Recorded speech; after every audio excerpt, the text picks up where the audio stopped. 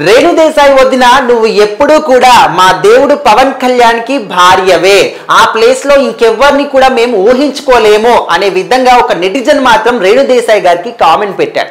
So ఆ comment కి రేణు దేశాయి కూడా తనకు తగ్గట్టుగా స్ట్రాంగ్ కౌంటర్ కూడా ఇచ్చారు. అదే విధంగా ఈడియట్స్ అంటూ కూడా మాట్లాడడం జరిగింది.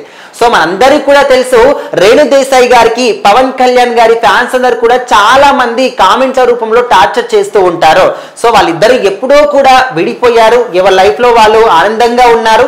ఇటు రేణు దేశాయి గారు తన ఇద్దరు పిల్లలతో హ్యాపీగా తన లైఫ్ ని లీడ్ చేస్తూ ఉన్నారు. పవన్ కళ్యాణ్ గారు కూడా అన్నా లెజ్నోవా గారిని పెళ్లి చేసుకున్నారు, వాళ్ళకు కూడా పిల్లలు అయ్యారు. తన బిజీ షెడ్యూల్ రాజకీయాలని చెప్పేసి సినిమాలని చెప్పేసి ఫుల్ హ్యాపీగా ఉన్నారు.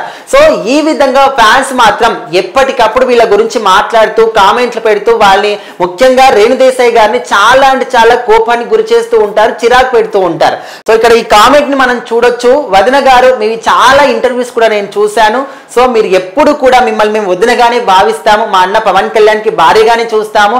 అండ్ ఇక్కడ అంటే మీ ప్లేస్ లో వేరొకరిని మేము చూడలేము, అదే విధంగా ఆయన ప్లేస్ లో కూడా మీ లైఫ్ లో ఇంకొకరిని కూడా మేము చూడలేము అని చెప్పేసి కూడా ఇంత పెద్ద ఒక కామెంట్ ని ఆయన రాశాడు అన్నమాట. అంటే ఇందులో తప్పేముంది, వాళ్ళకు ఒపీనియన్ వాళ్ళు అనుకుంటారు కదా అంటే ఓకే. బట్ ఇక్కడ రేణు దేశాయి గారికి నచ్చలేదు అది. ఎందుకంటే వాళ్ళు ఎప్పుడో కూడా విడిపోయారు, తనకు వేరే పెళ్లి అయిపోయింది, తను హ్యాపీగా ఉన్నాడు. అది కూడా నేను విడిపోయింది కానీ నా నుంచి తనే విడిపోయాడు, ఎన్నిసార్లు చెప్పినా ఇంకా మీరు మారరు. అండ్ ఇక్కడ ఈడియట్స్ అంటూ అసలు దీనికి ఒక ఎండ్ అనేది ఉండదా?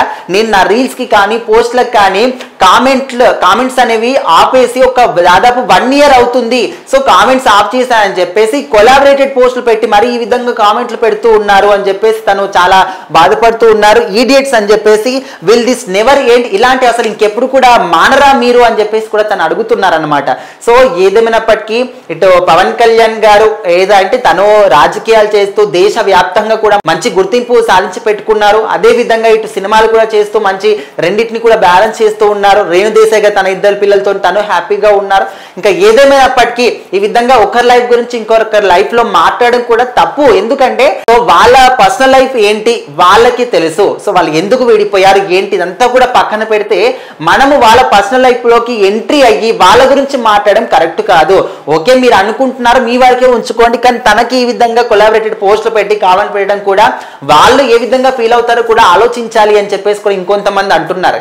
ఇంకా ఏదేమైనప్పటికీ రేణు దేశాయి గారు కౌంటర్ ఇచ్చినటువంటి ఈ యొక్క పోస్ట్ మాత్రం చాలా వైరల్ అవుతూ వస్తుంది.